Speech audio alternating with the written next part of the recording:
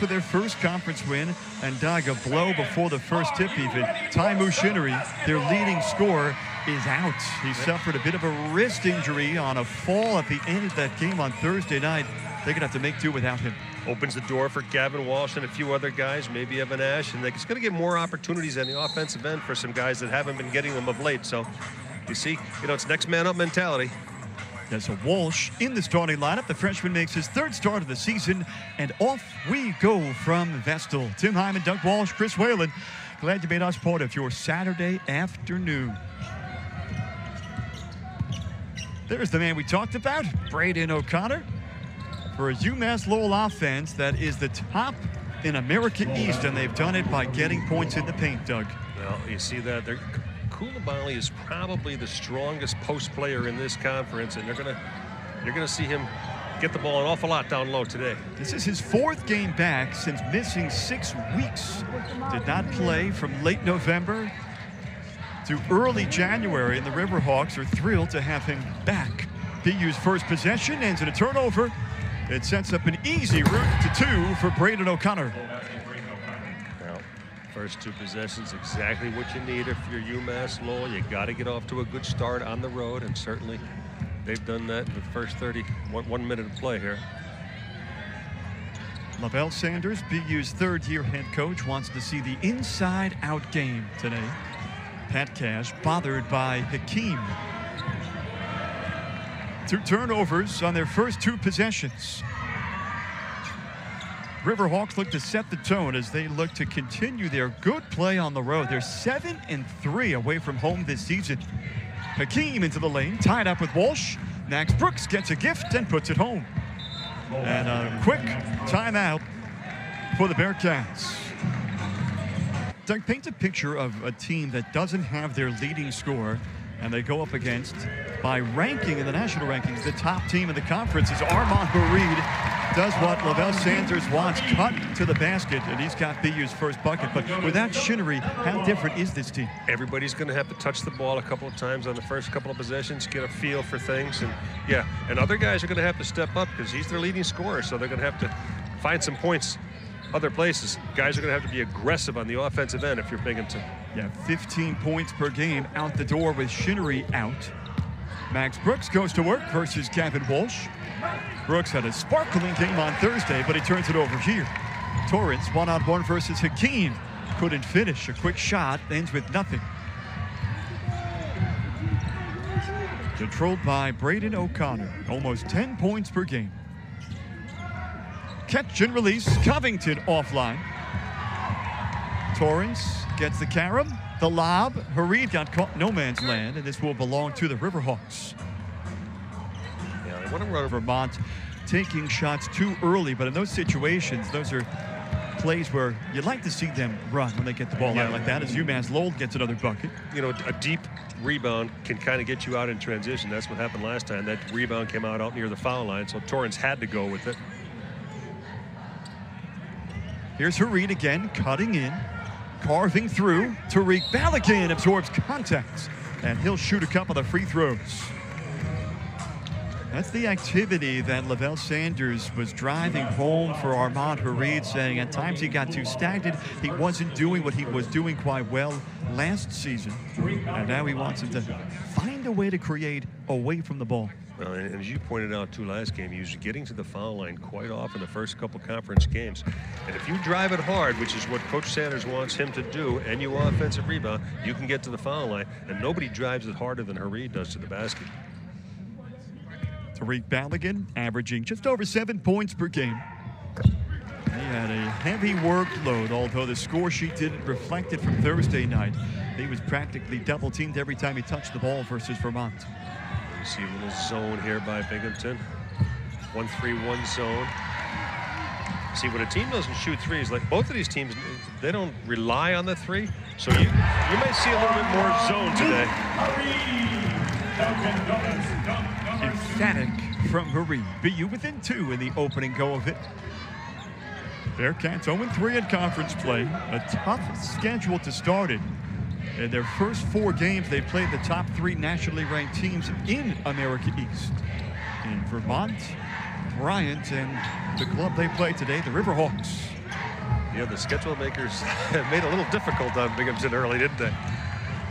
But on the flip side, you know, they'll get 5 or 6 at home, you know, late in the season. So maybe when you're playing your best ball. A chance to even this game or take the lead in the hands of Symir Torrance, BU's top table setter. More than 7 assists per game. He's blocked by Brooks. Balogun, a perimeter jumper is good. Showing off the touch from outside the paint. Well, that was one of those, oh no, good shot. You know, you'd rather see Balogun on the block, but nice soft touch on the jumper there. This will stay with the Riverhawks. So BU spotted the Riverhawks 6, but they get it back. An 8-8. Their problem is stopping other teams from scoring. Well, they've done it to this point. Second best actually defense in the conference at 67 points allowed per game. Now they'll send Tariq Balogun back to the free throw line, where he was recently 2 of 2. Well, you're going to see a lot of this game is going to be played out near the basket because both teams want to pound it inside. Neither one of them really relies on the three. They'll shoot it if they have to, but, you know, maybe 10, 12, 15 a game tops for each team. Most of this game is going to be played with the big fellas inside. Yeah, you're literally looking at the 2 least prolific teams in the conference in three-point shooting. Riverhawks at 9th, fewer than 6 per game. BU in the same club, 8th in the conference in three-pointers per game. And Balogun gets a lot of touches down low for Binghamton, and probably Koulibaly might be the best post player in the conference. So you add those 2 things up, and the ball's got to go inside rather than shoot threes. And remember, Koulibaly might be a bit limited as he's still working himself back into game shape. His 4th game since returning. He already has 2 fouls. There's Dan Petcash. Cam Morris III guarding Balogun. Gets 2 steps towards the rim and gets contacted again. So Tariq Balogun might become very familiar with the free throw line this afternoon.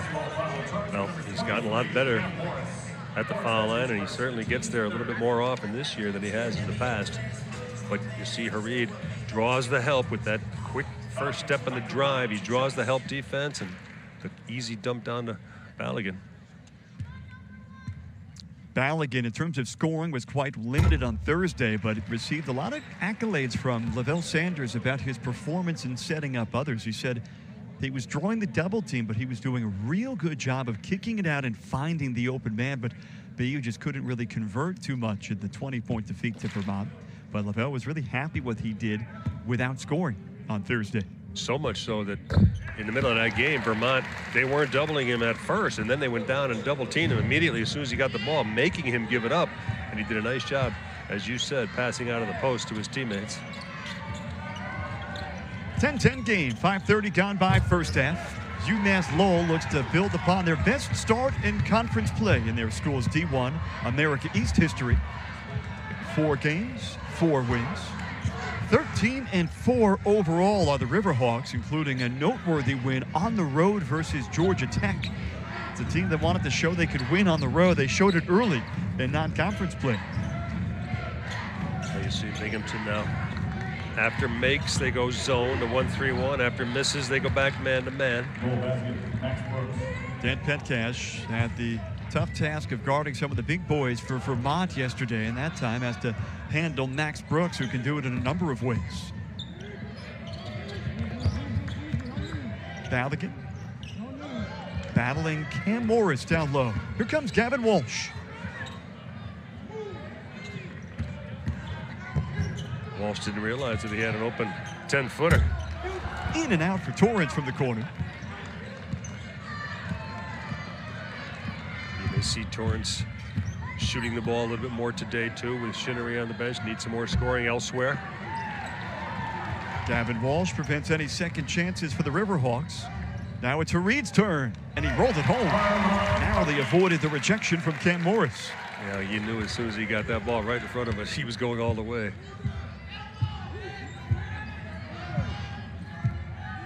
See Brooks grimacing a little bit from outside the paint. Hands on his knees, guarded by Gavin Walsh. Brooks and Pretty significant discomfort over there. Banged home by Braden O'Connor. Yeah, he's wincing in pain, Brooks is, all the way up the floor. Duquette's going to have to try to get him out or get a timeout, one of the two. So the Bearcats might be able to use that to their advantage. Down by 3. It's Hareed going right to that man, Brooks. Hareed in, but not good, and it's pulled down by Morris. You see Binghamton recognizes that Brooks is in pain. They went right at him. So they'll likely get Brooks off. 8 out of 10 times, it is a bad thing. You commit a foul, the other team goes to the line, they get an easy putback. It's usually a bad situation when you give up offensive rebounds. The lead at 4 for UMass Lowell. Balogun back on the floor, right back on the score sheet. He's got 8 points. Yeah, see, when the postman gets the ball, you got to give him a little time to operate. Give him a little time to read the defense. And if you don't send a double team at him, he can read a little bit longer, and that's what Balogun's been doing thus far. There's Anthony Blunt. Morris in the lane. To the free throw line goes the junior from Alabama. In transition, and certainly they're scoring off the turnovers. UMass Lowell is. A good sight for the Riverhawks. Max Brooks returns to the floor. He had gone off earlier after being visibly uncomfortable. Balogun a step towards the rim. That's good. Sorely needed bucket for BU's offense, which had been stuck in the mud. Solid two-man game with Torrance and Balogun. But you know, every time UMass Lowell goes on a run, Coach Sanders calls timeout and they come out and they score. Well, you don't get that many timeouts a game, so you can't keep doing it. Yeah, just 2 left. They'll get another one back in the second half. Balogun might have gotten poked. Pestered by Brooks, guarded by Coulibaly, who plays with 2 fouls. You see, with those 2 fouls, Brooks was going down to help. A little cheat down there in the post to help. Too deep from Walsh, who had a couple to go down from deep versus Vermont. Now it's Hakeem, 16 points per game. One of the best guards in the conference. Pinballs to the baseline, and this one belongs to UMass Lowell, according to Mike Fleury. They'll have the call on the baseline. Yeah, when in doubt, if you have a chance to grab it, you should probably grab it. UMass Lowell, substitution number 1, Braden O'Connor. Balogun did not agree. And the Riverhawks will get a fresh 20 to shoot with. Well, the other thing about that, too, is if Balogun gets it, Blunt is on the floor. You got numbers going the other way. A good start for the top offense in America East. UMass Lowell shooting better than 50% from the floor, and that will add to it. The lead back to 11 as Quincy Mincy knocks one down. Good old-fashioned basketball, just a straight pick and roll. It hasn't been stopped since the history of basketball started, and it's not going to be stopped today. Walker creates space. BU shooting under 40% now, 8 for 21 from the floor. Now O'Connor rolling with Coulibaly, who drives in. Offensive foul on Coulibaly. That's his 3rd. Well, you know, you got to credit Balogun. He took the first bump. A little bit, maybe a little bit of an acting job. Yeah, but a flourish maybe at the end. Yeah. Coulibaly shaking his head, taking up 4 chairs, does not agree. 11-point Riverhawk lead. Well, no player ever thinks they committed a foul, do they? Yeah, it's rare to see a nod of agreement after getting called for a foul. Torres kisses the glass. More than 6 points per game, 6 rebounds per game, and 6 assists per game. One of 2 players in the nation that checks all of those boxes. Well, you know, we've seen him so much. He wants to facilitate and be a helper, but they're having trouble scoring today. You might want to see him be a little bit more aggressive, try to score some more. How about Gavin Walsh getting in there? Good play to rip it down. 4 rebounds per game for Walsh in just 15 minutes per game. He's been very efficient in that category. Well, notice Coach Sanders with a bigger lineup today, too. Max Brooks shaken up but gets called for the foul, and BU will be shooting free throws when we come back, trying to keep pace with the Riverhawk offense. They're up 2 to make this an 8-point game. Tim Hyman, Doug Walsh will check in with Chris Whalen at halftime. Coming to you from Vesta, where BU looks to end a 3-game skid to open conference play. Brooks, O'Connor, good. Braden O'Connor from the corner, his second one from deep. A little miscommunication there on the defensive end by Binghamton. You can't let him be that wide open. O'Connor saved his best basketball for conference play. He's averaged 16 points per game in America East action, and he draws the offensive foul out of Armand Harid. Did not hit our good man Chris Whalen. Yeah, he almost took a hit there. Looks like he's okay, though. No problem. Dan Petcash offline with a 3-point attempt to start the second half. Well, you saw Chris Whalen. I'm Tim Hyman. He's Doug Walsh. We come to you from Vestal, New York. Umass Lowell bids for a 5th straight win to start conference play. And Hakeem got clipped while he was coming down and was looking for the foul, which he did get. That's on Torrance. And it sends Hakeem to the free throw line for a couple. Yeah, I don't think he was able to come down. You're allowed to go straight up and straight down, and if you don't come straight down, you get bumped. That's where they got Torrance. Pat Duquesne pointed to Hakeem in times of adversity. Now you see Torrance picked him up full court. They're going to try to pressure him in. Sometimes he's talking to Mike Nardone, the official, too, so they're doing everything they possibly can to get Hakeem out of focus. Harid lays it in. Harid had 7 points in the first half. Was a couple of points shy of a double-double on Thursday night. Petcash has the steal. Torrance into the Bearcat bench. That's the 5th turnover by Torrance. Overall, BU's 8th turnover today. They've had a tough time holding on to the ball. Well, I think he thought Walsh or Petcash was spotting up on that far side. Covington straight to the rack for 2. His first bucket. Well, when you play 1-3-1 zone, you are susceptible on the baseline. Covington did a nice job driving that ball from the corner.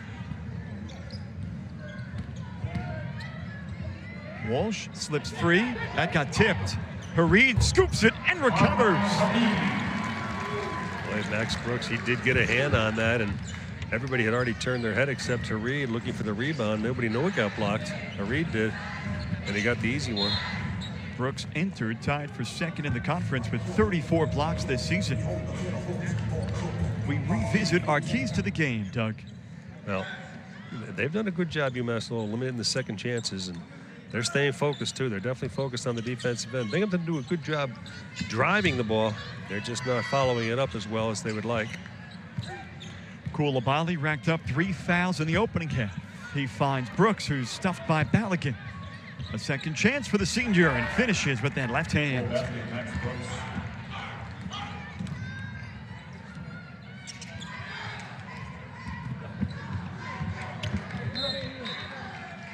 Stays with BU. Now Gavin Walsh relying on the 3 a little bit too much, so they make him put it on the floor, and he's pretty good at it, so you might see him drive it a little bit more this second half.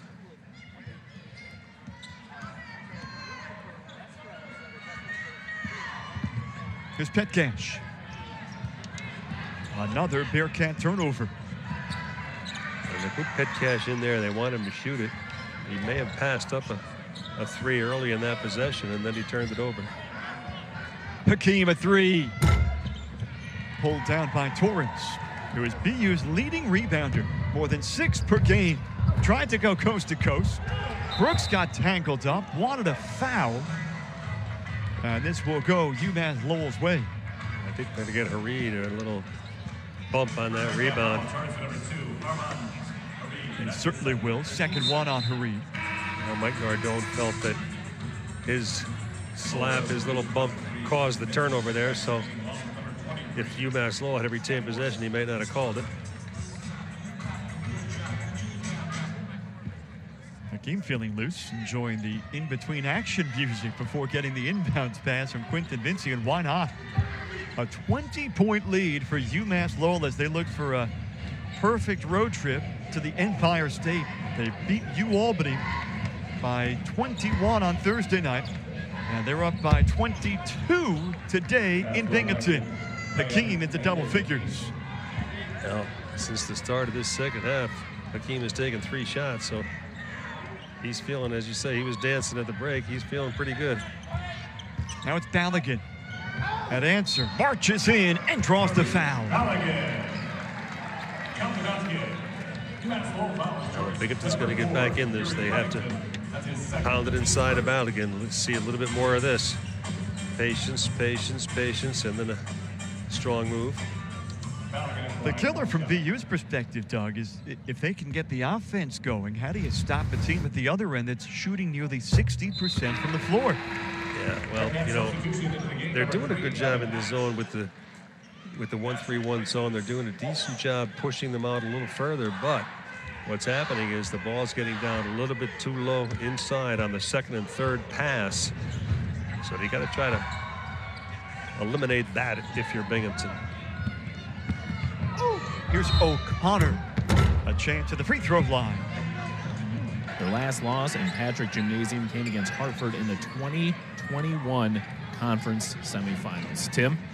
Anytime you're referencing Hartford, the last time someone in America East did something, you know it's something impressive, which is what the Catamounts have put together. Thank you, Chris, by the way. They've left this conference. They have. They've left the whole division, actually. John Gallagher, their former head coach, now leading the Manhattan Jaspers. Yeah. Inside and put home by Symir Torrance. Well, that's what you need if you're Binghamton. However, you've got to, as you said, you've got to slow them down or shut them down this end. The slip by Mincy. He'll kiss it home. Mincy recognized as one of those unsung guys that's done so much for the Riverhawks by Pat Duquette, their head coach.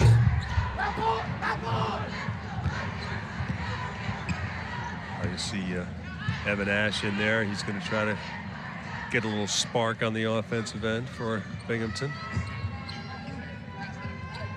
Covington around Torrance. Spins, left hand, left it short. Tariq Balogun's got the rebound.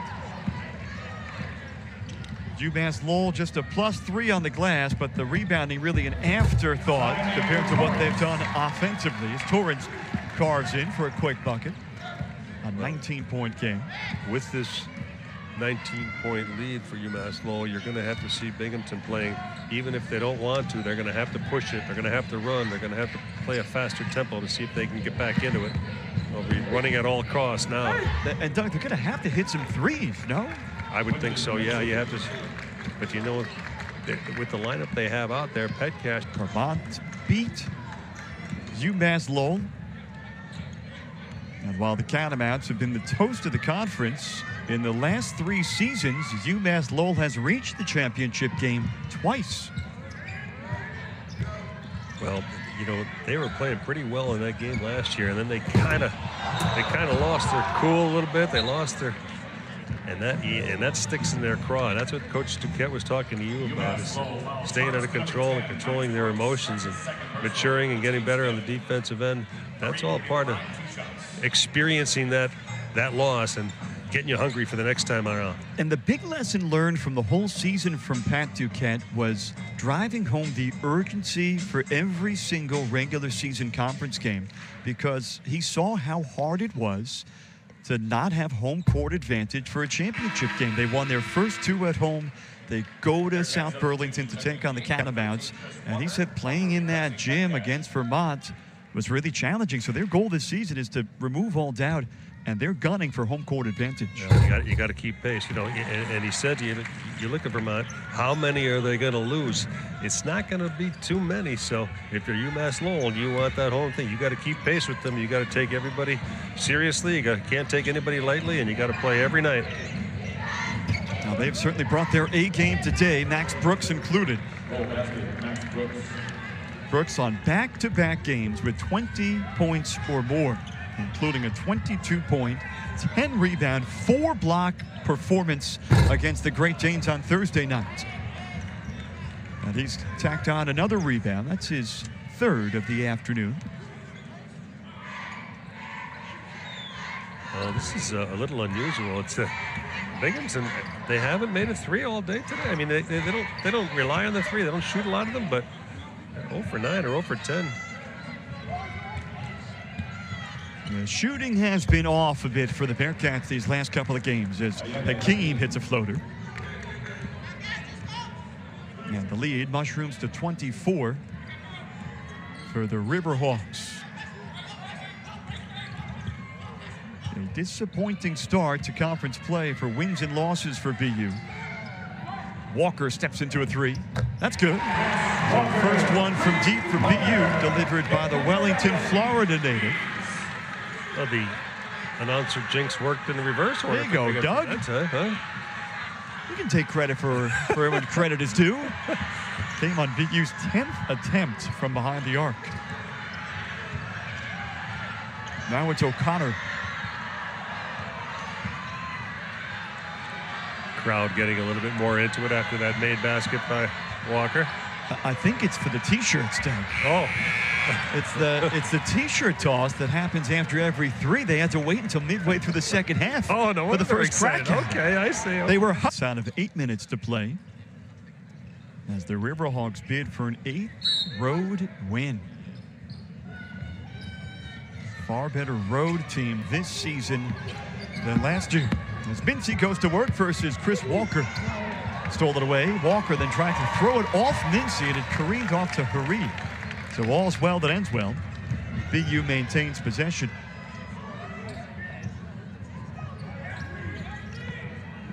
Evan Ash, freshman from Wake Forest, North Carolina. Now Walker's turn. Pulled down by Max Brooks. One of 5 Riverhawks in double figures this afternoon. One of them is Brady O'Connor. He's got it. The wing wrapped around to Mincy.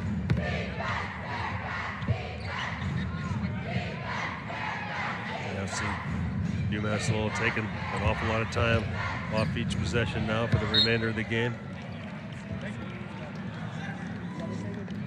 Their opponent now becomes the clock rather than the guys with the gray jerseys on.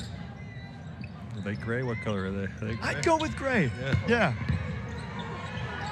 Don't ask what shade of gray. Here comes Harid. Now Petcash. Hakeem tangled up with Walker. We got a jump ball that favors UMass Lowell.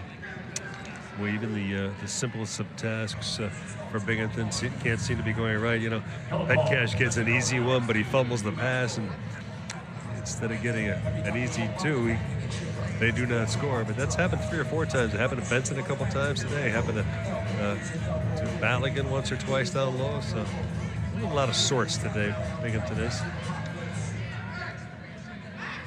But credit UMass Lowell for taking them out of there. That's part of playing great defense. You get teams that do things that are uncharacteristic. Riverhawks bidding for a wire-to-wire win. They opened the game with a flourish, a 6-0 run, sandwiching 2 Bearcat turnovers. It prompted Lavelle Sanders to call the timeout early, 90 seconds in, and BU's has been playing behind the 8 ball ever since. It's a different mentality too. When you keep looking up and you're not gaining any ground, you're down. It's hard to play catch up, especially the entire game.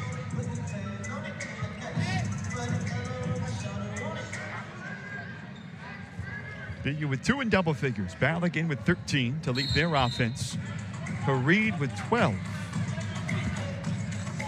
And again, Binghamton without their leading scorer, Taimu Shinnery. If it got tipped and it went back, it would be backcourt. However, that rule is waived on the throw-in, and that's what it was. It was on the throw-in, so that does not become backcourt. Armand Fareed tacks on to his scoring. Now the leading scorer for the Bearcats with 14 points.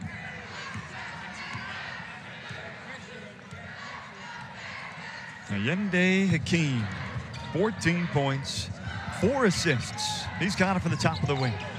Zips it to Brooks. Morris the feed. It's good. And UMass Lowell into the 70s. Now, the last 2 possessions, UMass Lowell, they took an awful lot of time off the clock, and in that time, with about 6 to go on the clock, they got an easy one. So, doing just about everything as well as you can do it today, UMass Lowell is. Balogun, after the offensive rebound, 10th one for the Bearcats, will get right back to the free throw line. UMass Lowell foul charge to number 2, Allende Hakeem. That's his first. The team's 8th. Now you see the Brooks thinks he got pushed in the back by Balogun. Yeah, maybe. So Balogun will wear a path right back to the free throw line, where he's been 5 of 7 today.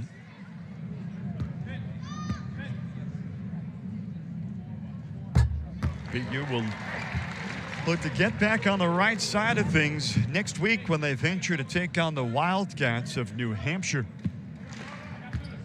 And what will be a pretty rough homestand for them.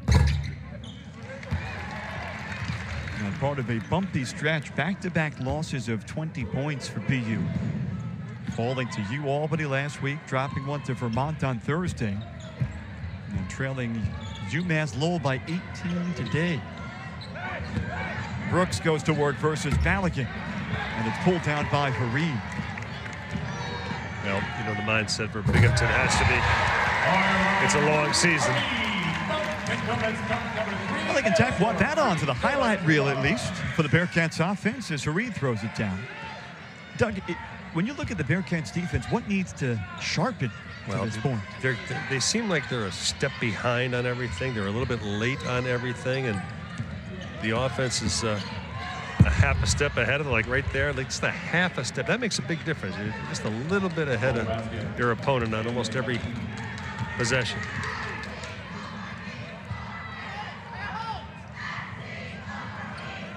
To the cutter in Ash. A good route to the rim. Good job by Balogun seeing the whole floor. They pushed him out 10, 12 feet away from the basket, but he was smart enough to turn and find Ash, cutting to the hole. Morris and Balogun jockeying outside the paint.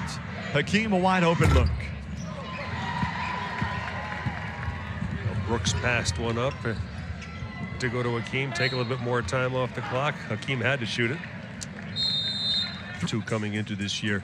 When that schedule came out, I'm certain that the first thing UMass Lowell looked at was, when are we playing Vermont? And you know, I'll tell you what, I would think even Vermont would think the same thing. Not so much as UMass Lowell, but I can imagine when that schedule came out, the first thing that all those guys over there in blue looked at was, when do we get another shot at those guys? Can the Riverhawks dethrone the 2-time defending champs? Petcash zipped it inside. It was stolen again. Big day for the Riverhawk defense. That was their 11th steal. They've risen to the occasion when it comes to the defensive side. Well, you know, they had a 12-steal performance versus Dartmouth on the road back in November. A game that Pat Duquette pointed to that said really set the tone for them in performing on the road. A lot of question marks about how they could play away from home. Their first road game they did to Dartmouth, they thumped them by 33 points. And they won at Georgia Tech too. So, you know, to be consistent, and that's what he's looking for, consistency. Yeah, it's easier to play at home. You can have some fun and you're comfortable, but you got to, championship clubs have to win on the road. And certainly they're doing a much better job this year at winning on the road. By the way, I think I said that game coming up against Vermont was in Burlington. That was a slip of the tongue. That game is home for the Riverhawks coming up on Thursday. So if anyone's booking travel, don't listen to me. A bump by Cam Morris. will send the Bearcats back to the free throw line. So for BU, they're hoping that maybe a road trip might get them in sync to take on New Hampshire. Of course, from the Bearcat perspective, gunning for a first championship since the 2019. Captured the America East title on this floor. BU's reached the semis the last 2 seasons, but Umass Lowell can empathize. Their playoff runs in the last 2 seasons ended in Vermont. Yeah.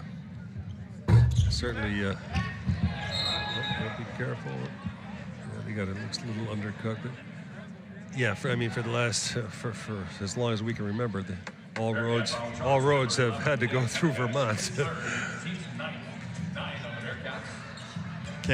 Max Brooks will head back to the free